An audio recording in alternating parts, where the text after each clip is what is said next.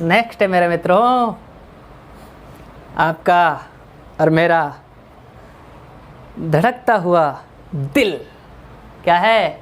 हमारा दिल, मानव हृदय का जो स्ट्रक्चर है वो किस तरीके का होता है, वो आप लोग पहले 1 सेकंड के लिए ध्यान से देखो, क्योंकि आप लोग दिल को कैसे बना देते हो। मोबाइल के अंदर ये बनाया कॉलेज टाइम के जो लड़के होते हैं वो दिल ऐसे बनाते हैं, और इसके अंदर पता नहीं क्यों एक तीर इस तरीके से भी लगा देते हैं। माय डियर फ्रेंड्स, दिल एक्चुअल में ये नहीं होता है। इस दिल का संज्ञान अपने दिमाग से हटा दो अगर ये दिल पढ़ना है तो। आइए स्टार्ट करते हैं। ये है हमारा मानव हृदय, जिसके अंदर आप लोगों को दिखाई दे रही होगी खूब सारी लकीरें, तो खूब सारी दिखाई दे रही होगी, लेकिन अब इनको ईजीली अपने दिमाग में कैसे बिठाएं वो आइए देख लेते हैं। एक्चुअल में हमारा मानव हृदय है, ये एक बंद मुट्ठी के आकार की एक संरचना होती है, या एक बंद मुट्ठी के आकार का एक मांस से बना हुआ एक स्ट्रक्चर होती है, जो क्या काम करती है?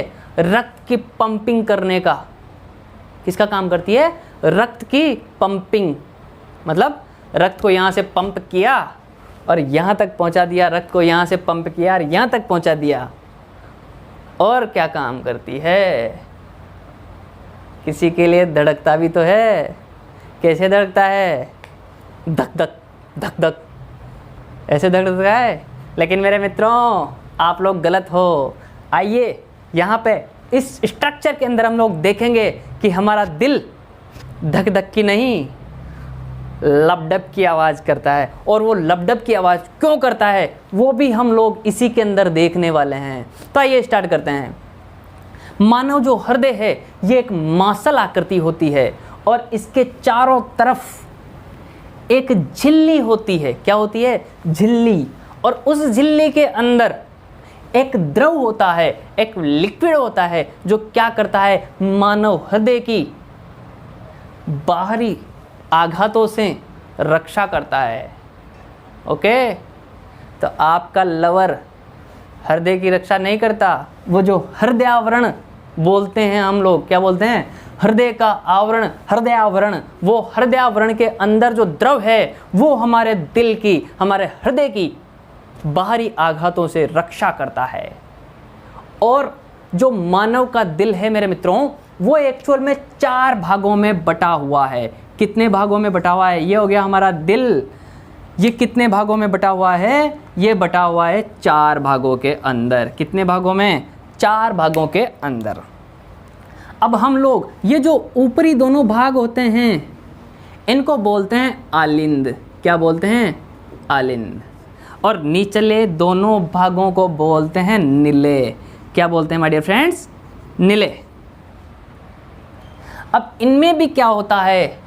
जो दाईं तरफ है उसको तो बोलते हैं दायां, जो बाईं तरफ है उसको बोलेंगे बायां, जो इधर दाईं तरफ है उसको बोलेंगे दायां निले, और जो बाईं तरफ है उसको बोलेंगे बायां निले। इस स्ट्रक्चर के अकॉर्डिंग ये तो हो गया दायां निले। जो निचला भाग है दाईं तरफ का वो हो गया दायां निले। जो नीचे वाला भाग है बाईं तरफ वो हो गया बायां निले। जो ऊपर की तरफ दाईं तरफ है वो हो गया दायां आलिंद, और जो ऊपर की तरफ बाईं तरफ है वो हो गया बायां आलिंद। दायां आलिंद, बायां आलिंद, दायां निले और बायां निले। कितने पार्ट हो गए हृदय के? 4। और ये चारों भाग मिलके क्या काम कर रहे हैं आइए हम लोग देखते हैं। देखने से पहले एक छोटी सी बात आप लोगों को मैं बताने का काम करता हूं। धमनी और सिरा, नाम सुना है आपने? नहीं सुना है तो कोई बात नहीं, सुन लिया, अब तो सुन लिया। धमनी क्या करती है? शुद्ध रक्त का आवागमन या उसको ले जाने के ट्रक के रूप में कौन काम कर रहा है? धमनी। तो धमनी क्या कर रही है साहब? जिस रक्त के अंदर ऑक्सीजन मिला हुआ है उसको ओवरलोड किया ट्रकों में, और वो ट्रक किस रोड पे चलेंगे?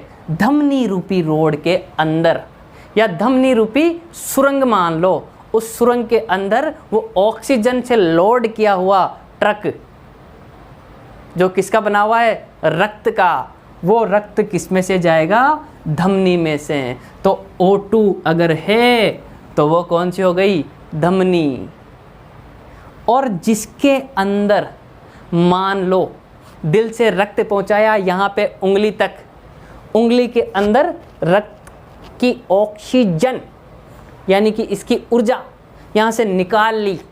अब ये हो गया अनऑक्सीकृत रक्त, या जिसके अंदर ऑक्सीजन नहीं है। अब ये जिस रक्त के अंदर ऑक्सीजन रहा ही नहीं, या उसके अंदर यहाँ वाले सिस्टम ने, यहाँ इस उंगली के अंदर जो भी सिस्टम है, इसने क्या कर दिया? रक्त के अंदर यहाँ के जो अपशिष्ट पदार्थ या चपाचई पदार्थ थे उनको भी रक्त में मिला दिया। कहीं तो बाहर निकालेंगे ना ये भी, तो उनको भी रक्त में मिला दिया और ऑक्सीजन यहाँ से खींच ली। तो अब ये रक्त वापस जा रहा है साहब कहाँ तक? दिल तक। यहाँ से गया और यहाँ से होता हुआ यहाँ से सीधे दिल के अंदर। तो यहाँ से वापस लाने का काम जिस अपनी नस ने किया, उस नस को बोलते हैं सिरा। और सिरा आप लोग मोस्टली देख लेते होंगे, ये जो नीली नीली उभरी हुई है ना अपने शरीर पे, इसको क्या बोलते हैं? इसको बोलते हैं सिरा। क्या बोलेंगे मेरे मित्रों? सिरा। मतलब जिस रक्त में ऑक्सीजन नहीं है उसको तो बोल दिया, ले जाने वाली को तो बोल दिया सिरा, और जिसके अंदर ऑक्सीजन है उसको बोल दिया धमनी। तो आइए इस हृदय के अंदर धमनी और सिरा का क्या खेल रचाया है हमारी कुदरत ने, जिसके कारण ये बोल रहा है लबडब, और हम हमारी प्रेमिका को बोलते हैं धक धक। वो धक धक नहीं होता, वो होता है लबडब। क्या होता है? लब और डब। तो दो चीज़ें तो आपके काम की मैंने बता दी, क्या? धक धक नहीं, लबडब। और ये वाला दिल नहीं, ये वाला दिल। युवा दिलों के लिए तो काम की बात हो गई, रट लेना आज से। अब देखते हैं धमनी और सिरा क्या काम कर रही है। हाँ तो मेरे मित्रों, जैसे ही अशुद्ध रक्त, कौन सा रक्त? अशुद्ध रक्त, मतलब जिसके अंदर ऑक्सीजन नहीं है, वो आया दिल के पास। कहाँ पे आया? दिल के पास। कौन लाया इसको? इसको लाई महाशिरा, या फिर क्या लाई? कौन लाया इसको? अपनी सिरा जो है, इसको कहाँ पर लाई? दिल तक। दिल तक, दिल के कौन से पार्ट में ये आया? ये आया अपने दाएं आलिंद में। कहाँ आया ये? दाएं आलिंद में। अब दाएं आलिंद से यहाँ पर क्या होता है? दो वाल्व लगे हुए हैं। क्या लगे हुए हैं? वाल्व। जैसे ही ये संकुचन हुआ, मतलब ये यहाँ से संकुचित, मतलब ऊपर वाला पार्ट दायां आलिंद जैसे ही संकुचित हुआ, इन दो वाल्व के थ्रू ये कहाँ चला गया? दाएं नीले के अंदर। कहाँ चला गया ये अशुद्ध रक्त? दाएं नीले के अंदर। दाएं नीले से ये चला गया फेफड़ों के अंदर। कहाँ चला गया? फेफड़ों में। कहाँ चला गया? फेफड़ों में। अब फेफड़ों में इसको कौन लेके जा रहा है? लाने का काम किसने किया? सिरा ने। किसने किया? सिरा ने। मतलब यहाँ से अपने ब्लड ने एंट्री की,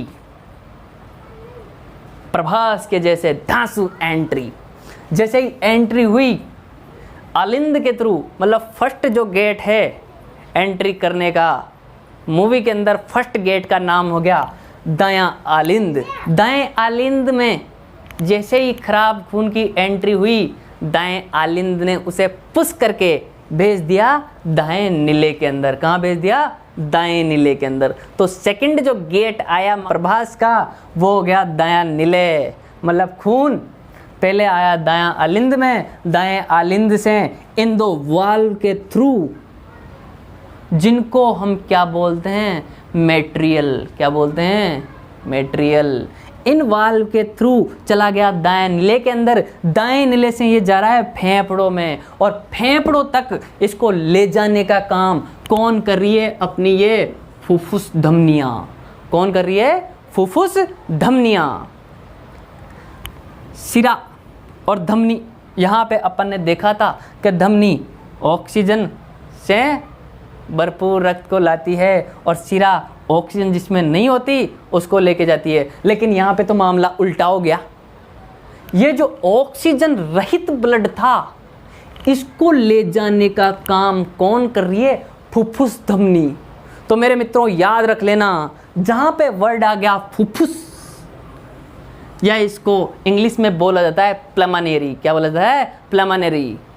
तो ये जहाँ पे वर्ड आ गया फुफ्फुस, इसका काम ही उल्टा हो गया। क्या हो गया? उल्टा काम हो गया। ये किसको ले जाने लग गई? खराब खून या जो ऑक्सीजन रहित खून है उसको कौन ले जा रही है? फुफ्फुस धमनियाँ। ये फुफ्फुस धमनियाँ कहाँ तक लेके गई? फेफड़ों तक। फेफड़ों के अंदर, उस खून के अंदर ऑक्सीजन मिलाई फेफड़ों ने। क्या मिला दी? ऑक्सीजन। ऑक्सीजन मिलाई और फेफड़ों से वापस दिल तक आ गया खून। फेफड़ों से वापस कहाँ पे घूमा? ये फुफ्फुस धमनियों से गया फेफड़ों के अंदर और फेफड़ों से वापस दिल तक आ गया। दिल तक कौन लेके आ रहा है अब इसको? फुफ्फुस सिरा। कौन लेके आ रहा है? फुफ्फुस सिरा। अब हम लोगों ने फिर यहाँ पे पढ़ा था कि सिरा में तो साहब ऑक्सीजन होता ही नहीं है, ऑक्सीजन होता ही नहीं है खून के अंदर। फिर यहाँ पे तो ऑक्सीजन आ गया। आंखें फटी की फटी रहेगी। छोरा सोचा मास्टर तो चंगर क्यों, लेकिन चंगरना नहीं है मेरे मित्रों। देखो क्या हो गया। अभी अपन ने थोड़ी देर पहले देखा था कि जहाँ पे फुफ्फुस आ गया वहाँ पे मामला उल्टा हो गया। जोड़ी जमी को ना। फुफ्फुस सिरा किसको लेके जा रही है? फेफड़ों से उस रक्त को लेके जा रही है जिसके अंदर ऑक्सीजन घुली हुई है, और ऑक्सीजन से युक्त ब्लड लेके कहाँ आ गई? अपने बाएं आलिंद के अंदर। कहाँ आ गई? बायां आलिंद। बाएं आलिंद तक तो ले आई। अब बाएं आलिंद के बाद में साहब क्या हो रहा है? 3 और वाल आ गए। क्या आ गए? 3 वाल। और इनका नाम क्या है? चूंकि ये 3 है तो इनको बोलेंगे त्रिवलक। 3 हैं तो त्रिवलक। Atrio वेंट्री cooler. गर्मियों का तो कूलर, पहले आया एट्री, फिर आया वेंट्री और फिर आ गया कूलर। तो इनको बोल दिया त्रिवलक, एट्रियो वेंट्री कूलर। और ये जो 2 वाल थे इनको बोल दिया द्विवलक, एट्रियो वेंट्री कूलर। अब इन वाल्व के थ्रू खून कहाँ पे गया? जिसके अंदर ऑक्सीजन मिली हुई है, ये खून गया बाएं नीले के अंदर। कहाँ गया मेरे मित्रों? बाएं नीले में। और इस बाएं नीले से ही हमारे सारे शरीर के अंदर ऑक्सीजन युक्त खून की सप्लाई महाधमनी के द्वारा तो यहाँ से निकलता है, और फिर खूब सारी छोटी छोटी धमनियों के द्वारा पूरे शरीर के अंदर उस ऑक्सीजन युक्त ब्लड की सिंचाई किसकी पंपिंग के द्वारा की जाती है? इस बाएं नीले की पंपिंग के द्वारा। और इसीलिए ये जो भाग होता है बाएं नीले का, ये झिल्ली थोड़ी सी मजबूत होती है कि कहीं रक्त को पंप करते टाइम ही कहीं फट गया तो क्या होगा रे राम जी। तो ये बाएं नीले की जो झिल्लियाँ होती है ये थोड़ी सी मजबूत होती है। तो जैसे ही वो खून गया वहाँ पे उसने काम करना स्टार्ट कर दिया। अब 2-3 बातें और देख लेते हैं हम लोग। ये जो ऊपर वाले हैं आलिंद, इनकी साइज़ अपेक्षाकृत नीले से थोड़ी छोटी होती है और ये पावरफुल भी कम होते हैं, जबकि नीले उस रक्त को पंप करता है सारे शरीर में, इसलिए थोड़ा स्ट्रांग होता है। दूसरी चीज, जैसे ही इन वाल्व से रक्त आया तो किसके कारण से आया? जैसे ही ये दायां आलिंद खराब खून से, मतलब ऑक्सीजन रहित खून से फुल भर जाएगा, फुल भरने के बाद ये संकुचित होके सारा खून दायां नीले में भेज देगा। किसके द्वारा? वाल्व के द्वारा। अब ये वाल्व क्या होगा, जैसे ही खून इधर नीचे पहुंचा इसके वापस ढक्कन लग जाएगा, और जैसे ही ढक्कन लगा आवाज आई लब। किसकी आवाज आई? लब। इधर पहुंचा फेफड़ों में, फेफड़ों से वापस आया बाएं अलिंद के अंदर, बाएं अलिंद से गया बाएं नीले में, और बाएं नीले में जाते ही ये 3 वाल्व वापस बंद। 3 वाल्व वापस बंद होते हैं, आवाज आई डब। किसकी आवाज आई? डब। तो किसकी आवाज हो गई? लब डब, लब डब, लब और डब। इसलिए आज के बाद ये मत कहना कि मोरा जियारा धक धक करने लगा, मेरे दिल की धड़कन धक धक करने लगी। मेरे दिल की धड़कन कैसी होती है? लबडब लबडब। आगे बात समझ में? ये लबडब क्यों कर रही है? ये जो धक धक है ये तो आपके मन की सोच है मेरे मित्रों।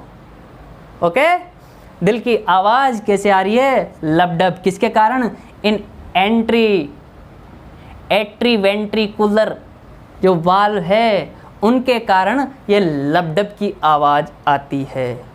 दूसरी चीज़, एक बात सुनी होगी आपने, राजस्थानी में बोलते हैं कि आदमियों को तो कलेजोई बडोरे हो जाए, यहाँ का दुख कम हो जाए। वो बात भी साइंस ने प्रूव कर रखी है कि ऐसा क्यों बोला जाता है कि आदमियों का कलेजा मतलब अपना हृदय भारी क्यों रहता है? क्योंकि जो पुरुष होता है, जो मेल होता है, उसका दिल भारी रहता है वजन में। कितना वजन रहता है? अप्रॉक्सीमेट 300 से लेके 350 ग्राम तक मानव के अंदर जो मेल है उसके हृदय का वजन रहता है। और जो फीमेल है, फीमेल्स के अंदर अप्रॉक्सीमेट जो वेट माना गया है वो होता है 250 से लेके 300 ग्राम तक। और इसी वजह से बोला जाता है कि आदमी का हृदय थोड़ा भारी रहता है। आगे बात समझ में? तो 3 बातें सीख ली हम लोगों ने। क्या है? युवावस्था चल रही होगी आपके, तो आपको भी रात के अंदर किसी के ख्याल आता होगा और ख्यालों के अंदर ऐसा दिल बना आता होगा। तो एक्चुअली ये दिल ऐसा नहीं होता, ऐसा होता है। दूसरी बात, किसी के लिए आपका दिल धक धक करता होगा, वो दिल धक धक नहीं करके कैसे करता है? लबडब करता है। कैसे करता है? लबडब करता है। ये हृदय पेशीन्यास स्व उत्तेजनीय होता है, जिससे ये क्या करता है? गति को भी नियंत्रण करता है। और इसीलिए इस गति के नियंत्रण करने के कारण इसको बोला जाता है पेस मेकर। क्या बोला जाता है my dear friends? Pacemaker. याद रहेगी पेस मेकर वाली बात। तो हम लोगों ने क्या देख लिया कि महाशिरा खराब खून को लाई, मतलब ऑक्सीजन रहित खून को लाई। महाशिरा ने एंट्री की दाएं आलिंद के अंदर, दाएं आलिंद से खून पहुंचा दाएं नीले में, दाएं नीले से पहुंचा फेफड़े में, फेफड़े ने उसको ऑक्सीजन युक्त किया, मतलब उसका ऑक्सीकरण किया। फेफड़ों से रक्त वापस दिल के अंदर फुफ्फुस शिरा लेके आई। कहाँ घुसा? बाएं अलिंद के अंदर। बाएं अलिंद के अंदर जैसे ही एंट्री की इसने, यहाँ से पहुंचा 3 त्रिवलक एट्रीवेंट्रिकुलर वाल के द्वारा ये पहुंचा बाएं नीले के अंदर, और बाएं नीले ने इसको पंप किया, और जहाँ जहाँ जिस ऊतक के अंदर, जिस कोशिका के अंदर इसकी आवश्यकता थी वहाँ तक रक्त पहुँच गया। किसके साथ? ऑक्सीजन के साथ। ओके मेरे मित्रों, एक चीज़ और, ये क्या हो रहा है? जब रक्त नीचे आ रहा है तो इसके अंदर संकुचन हो रहा है। क्या हो रहा है? संकुचन। तो जैसे यहाँ पे आया वापस इसका क्या होगा? शिथिलन होगा। क्या होगा? शिथिलन। तो संकुचन को तो बोल दिया सिस्टोल। क्या बोल दिया? सिस्टोल। और जो शिथिलन है उसको बोल दिया डायस्टोल। क्या बोल दिया? डायस्टोल। और पिछले उसमें पार्ट में हम लोगों ने देखा था कि जो रक्त दाब मापी है स्फिग्नोमेनोमीटर, स्फिग्नोमेनोमीटर के अंदर जो हम लोग लिख रहे थे 120/80 mm/Hg, वो किसके कारण लिख रहे थे? इस सिस्टोल और डायस्टोल, इस हृदय के संकुचन और शिथिलन की गति के अकॉर्डिंग वो था। और वहाँ पे mm/Hg क्यों लिख रहे थे? क्योंकि ये उसके अंदर पारा भरा होता था, उसको पारे के ऊपर, प्रति ग्राम पारे के ऊपर मापा जाता था, इसलिए mm/Hg लिखते थे। एक दो बातें और बता देता हूँ। 1 मिनट के अंदर मानव शरीर का हृदय 72 बार, अप्रॉक्सीमेट 72 बार धड़कता है। हम लोग जब एक्सरसाइज करते हैं तब क्या होता है? ब्लड सर्कुलेशन ऑटोमेटिक बढ़ जाता है, जिससे हमारा हृदय एकदम से तेज तेज धड़कने लग जाता है। और जैसे ही हम लोग शिथिल होते हैं, ये वापस नॉर्मल स्टेज में आ जाता है। इससे क्या होता है? हृदय बढ़ा कम हुआ, बढ़ा कम हुआ। तो अगर मान लो कभी एकदम से कुछ एक्सीडेंट टाइप में कुछ हो गया, तो लोग बोलते हैं कि हार्ट अटैक हो गया। उस हार्ट अटैक को रोकने के लिए नियमित एक्सरसाइज करना बहुत ही आवश्यक है। तो एक्सरसाइज करें और हृदय को एकदम स्वस्थ रखें, क्योंकि हृदय ही एकमात्र ऐसा अपने मानव तंत्र के अंदर ऐसा अंग है जिसका काम दूसरा कोई नहीं कर सकता है। अगर ये रुक गया तो हमारा जीवन रुक गया। इसलिए आपने देखा होगा डॉक्टर के कानों में जो स्टेथोस्कोप लगाया होता है, क्या लगाया होता है? स्टेथोस्कोप देखा है आपने? और डॉक्टर के काना में शान की लटकी रहे उचन डंडी काना में लगा का जीव को लगाओ चुना। वो स्टेथोस्कोप से वो किसकी धड़कन देखता है? हृदय की धड़कन। जब लोग मृत हो जाते हैं तो उनका हृदय काम करना बंद कर देता है। मतलब मरते कब हैं? जब उनके शरीर में ब्लड की पंपिंग नहीं हो रही, उनके ऊर्जा का प्रवाह नहीं हो रहा, तो वो राम जी के पधार गया। Okay my dear friends, thank you very much. अगर आपको आज का हमारा हृदय का चैप्टर और मोस्टली ये चित्र जिसे बड़ी मेहनत से बनाया गया है पसंद आया हो तो लाइक ज़रूर कर देना। Thank you very much.